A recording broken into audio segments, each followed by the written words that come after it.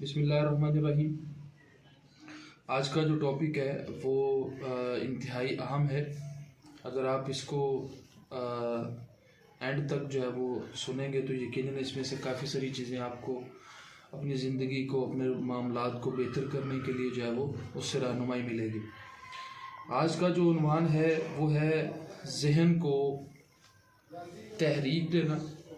अब आप जहन को तहरीक की सूरत में देंगे तो आप जहन को जहन की सूरत में तहरीक दे सकते हैं। अल्लाह पाक ने हमें जो एक दिमाग दिया है वो दिमाग तो है, लेकिन आप उस दिमाग को एक दिमाग दें, उसको एक तहरीक दें, उसको एक जहन दें, तो उससे आप अपनी जो है वो ज़िंदगी में काफ़ी सारी तब्दीलियाँ ला सकते हैं। उसमें सबसे जो पहला है कि आपने अपने जहन के अंदर ना जी एक एजेंडा रखना है, एक मकसद जहन में सेट कर ले कि मैंने ये मकसद हासिल करना, और उस मकसद को हासिल करने के लिए तगोदो करना, जद्दोजहद करना, उसको मुकम्मल करने के लिए, उसको पूरा करने के लिए, उसके लिए जो जो ज़रूरी है वो आपने एक जगह पर सेट कर लेने हैं, लिख लेने हैं।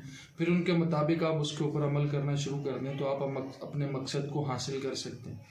उसमें दूसरी चीज़, खुद से अपने आप से अपने मकसद को दोहराते रहना।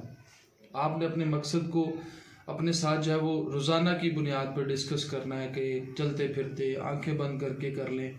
इसमें एमरसन कहते हैं कि आप जो अक्सर फुटबॉलर्स थे तो उनको तैयारी करवाई गई तो उन्होंने उस पर जो है कुछ ऐसे प्लेयर्स थे कि जिनकी आंखें बंद करके मशक करवाई, कुछ ऐसे थे कि जिनकी आंखें खुली रखी गई और उनसे मशक करवाई गई। तो उसमें से देखा यह गया कि क्या लोग दिमागी तौर पर मजबूत हैं या देखने की हद तक हैं। इसकी मैं ये तशरीह करता हूँ कि आप किसी को कामयाब होता तो देखते हैं, लेकिन आप अपने जहन के अंदर उसकी मशक नहीं करते कि आप भी उसमें कामयाब हो जाएं, आप भी उसकी तरह कामयाब हो जाएं। अब इसका मतलब भी यही है कि आप अपने जहन को एक तहरीक दें, एक मकसद जो है वो आप अपना सेट कर लें। तो एमरसन ने ये बात कही थी कि जो है अगर हम कामयाब होना चाहते हैं तो हमें खुद से अपने मकसद को डिस्कस करना चाहिए रोज़ाना की बुनियाद पे।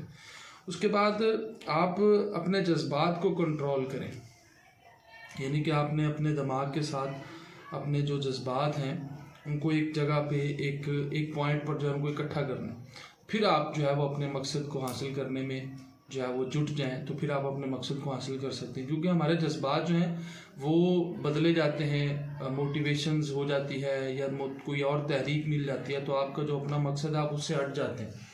तो जब तक आप अपने जहन को या अपनी ऑब्जेक्टिव्स को आप एक जगह पर जज्बात के साथ कनेक्ट नहीं करते, आप अपने मकसद को हासिल नहीं कर सकते।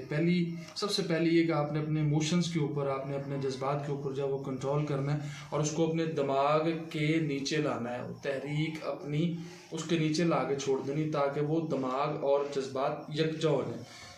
उसके बाद है तसव्वुर। अपने मकसद को अपने तसव्वुर में रखें।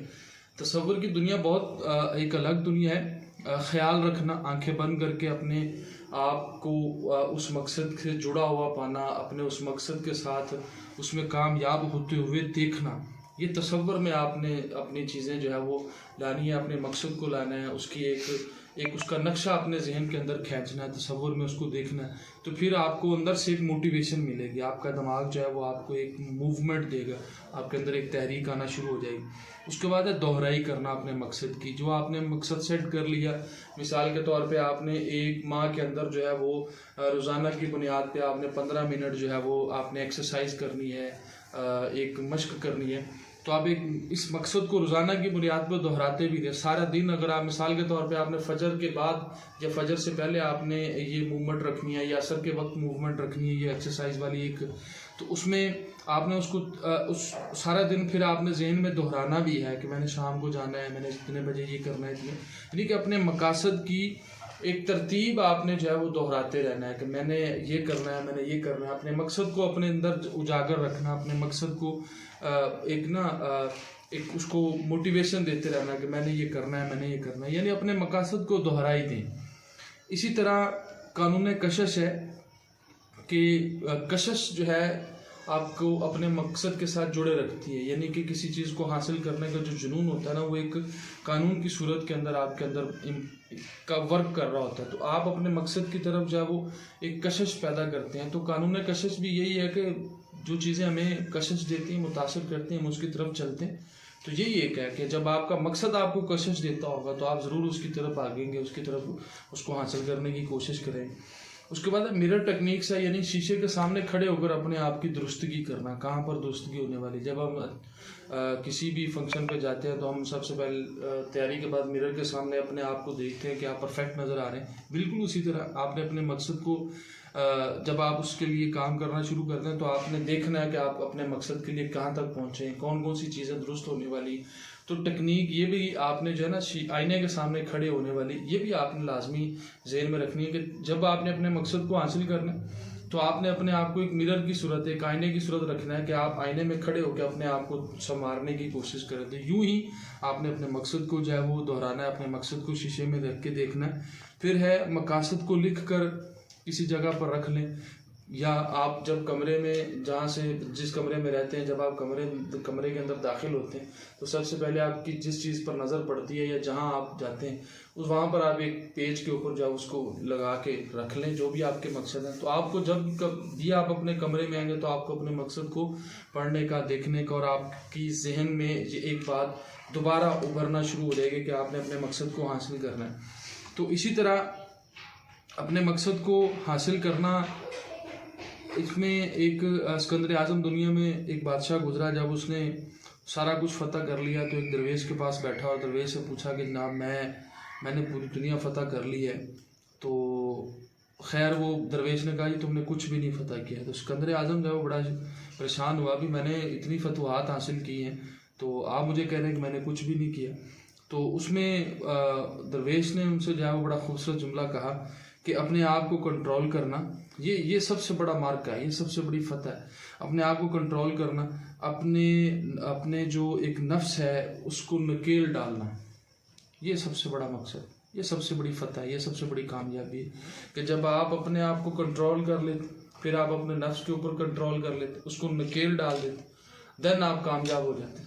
क्योंकि आपके इसी नफ्स के अंदर ही तो सारी चीज़ें घूम रही, इसके गिर्द ही तो सारे का सारा एक जाल बुना हुआ है जिसके अंदर फंस जाते हैं। जब आप अपने नफ्स को कंट्रोल कर लेते हैं तो आप दुनिया की तकरीबन ऑलमोस्ट 99% जो है आप अपनी बीमारियों से जो है वो महफूज हो जाते हैं। जब आप उसको नकेल डाल देते हैं तो आप 200% कामयाब हो चुके होते हैं। तो ये एक जो है एक मैसेज जो मैं डिलीवर करना चाहता था कि जो इसको देखे ज़रूर इसको जो है वो उसका फ़ायदा हो।